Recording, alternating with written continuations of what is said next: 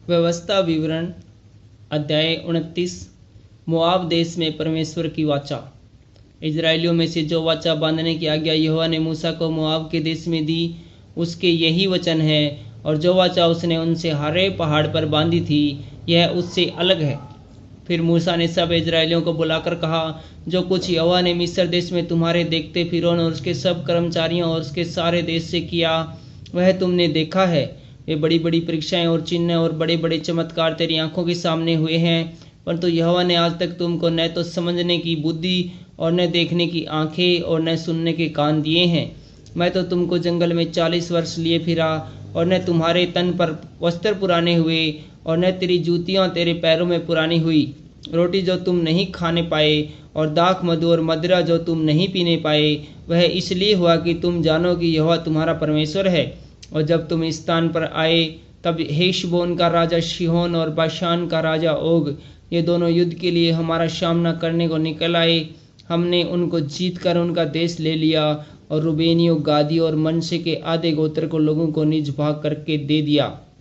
इसलिए इस वाचा की बातों का पालन करो, ताकि जो कुछ करो वह सफल हो। आज क्या वृद्ध लोग, क्या सरदार, तुम्हारे सब मुख्य पुरुष, क्या गोत्र गोत्र के सब इजरायली पुरुष, क्या तुम्हारे बाल बच्चे और स्त्रियां, क्या लकड़हारे, क्या पनहारे, क्या तेरी छावनी में रहने वाले परदेसी, तुम सब के सब अपने अपने परमेश्वर यहोवा के सामने इसलिए खड़े हुए हो कि जो वाचा तेरा परमेश्वर यहोवा आज तुझसे बांधता है और जो शपथ वह आज तुझको खिलाता है, उसमें तू साझी हो जाए। इसलिए कि उस वचन के अनुसार जो उसने तुझको दिया है और उस शपथ के अनुसार जो उसने अब्राहम, इसहाक और याकूब तेरे पूर्वजों से खाई थी, वह आज तुझको अपनी प्रजा ठहराए और आप परमेश्वर ठहरे। फिर मैं इस वाचा और इस शपथ में केवल तुमको नहीं, परंतु उनको भी जो आज हमारे संग यहाँ हमारे परमेश्वर यहोवा के सामने खड़े हैं और जो आज हमारे संग नहीं है, साझी करता हूँ। तुम जानते हो कि जब हम मिस्र देश में रहते थे और जब मार्ग में की जातियों के बीच बीच होकर आ रहे थे, तब तुमने उनकी कैसी कैसी घिनौनी वस्तुएं और काठ और पत्थर, चांदी, सोने की कैसी मूर्तियां देखी। इसलिए ऐसा न हो कि तुम लोगों में ऐसा कोई पुरुष या स्त्री या कुल या गोत्र के लोग हो जिनका मन आज हमारे परमेश्वर यहोवा से फिर जाए और वे जाकर उन जातियों के देवताओं की उपासना करे।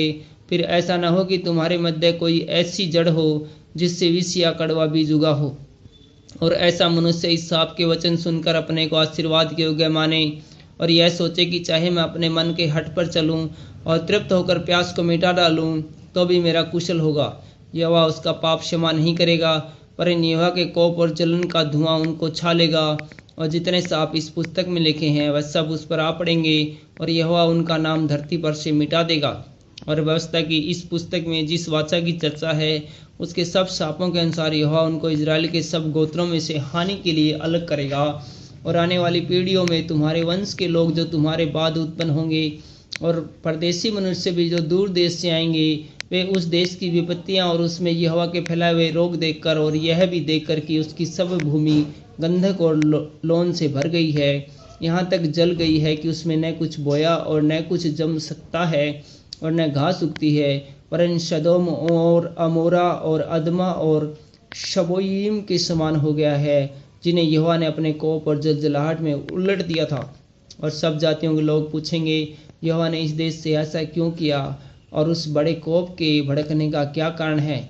तब लोग यह उत्तर देंगे, उनके पूर्वजों के परमेश्वर यहोवा ने जो वाचा उनके साथ मिस्र देश से निकलने के समय बांधी थी, उसको उन्होंने नहीं तोड़ा है।